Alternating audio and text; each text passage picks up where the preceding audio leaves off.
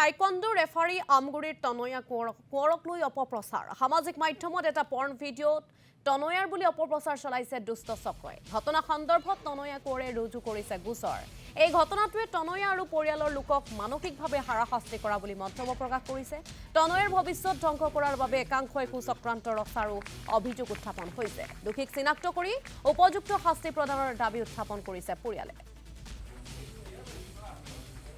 হঠাৎ এটা ফোন আহিলে আসলতে ফোন অহাৰ পাছত লগৰজনে কৈছে কি এনেকে ভিডিঅ' এটা তোৰ ভাইৰেল হৈছে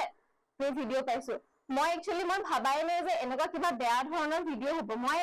ধুনীয়াকে হাঁহি ধেমালি কৰি সুধিছো কি ভিডিঅ' তাৰপিছত সি ক'লে যে অলপ বেয়া ভিডিঅ' অশ্লীল ভিডিঅ' তাৰপিছত ধৰি লওক মই যিহেতু সেনেকুৱা একোৰ লগত মই ইনভলভ নাই সেইটো মোৰ কাৰণে আচলতে একো মানে কথাই নহয় আচলতে মই ভাবিব লগা কথাও নহয় গতিকে তাক মই ক'লো ভিডিঅ'টো দিবৰ কাৰণে সি মোক ভিডিঅ'টো শ্বেয়াৰ কৰিলে ভিডিঅ'টো চোৱাৰ লগে লগে মানে মই মাক গৈ যে কথাটো কওঁ সেইটো মোৰ মনত অহা নাই কাৰণ ইমান লেতেৰা এটা ভিডিঅ' অশ্লীল ভিডিঅ' এটাৰ লগত মোক জড়িত কৰিছে সেইটো আপোনালোকক মই বুজাব নোৱাৰো পিছদিনাখনি মানে কালি কমাণ্ডাৰে মোক 4-5টা কল মানে একেৰাহে আহিবলৈ ধৰিছে যে তোৰ এনেকে ভিডিঅ' পাইছো বেয়া ভিডিঅ' পাইছো চবেই মানে আমৰুই টাউনত তই বুলিয়ে মানুহে কৈছে গোটেই মানে আমৰুই টাউনত গোটেই মানুহে গম পাই বুলি কৈছে তেওঁলোকে তাৰপিছত মই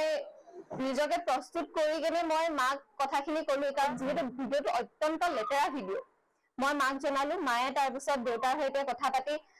আকাশ দাও আহিলে আকাশ দা বৰুৱা আহিলে আমি কথাটো আলোচনা কৰি আমগুৰি থানাত এখন এজাহাৰ দাখিল কৰিলো কৰাৰ পাছত আমগুৰি থানাৰ বিষয়াসকলে আমাৰ এটাই অনুৰোধ যি বিষয়টো ইয়াতে চলি আছে কাৰণ এজনী ছোৱালী ইমান এটা অপপ্ৰচাৰ তেওঁলোকে চলাবলৈ বিচাৰিছে তেওঁলোকে যাতে সেই মানুহবোৰক সোনকালে বিচাৰি উচিত শাস্তি প্ৰদান কৰে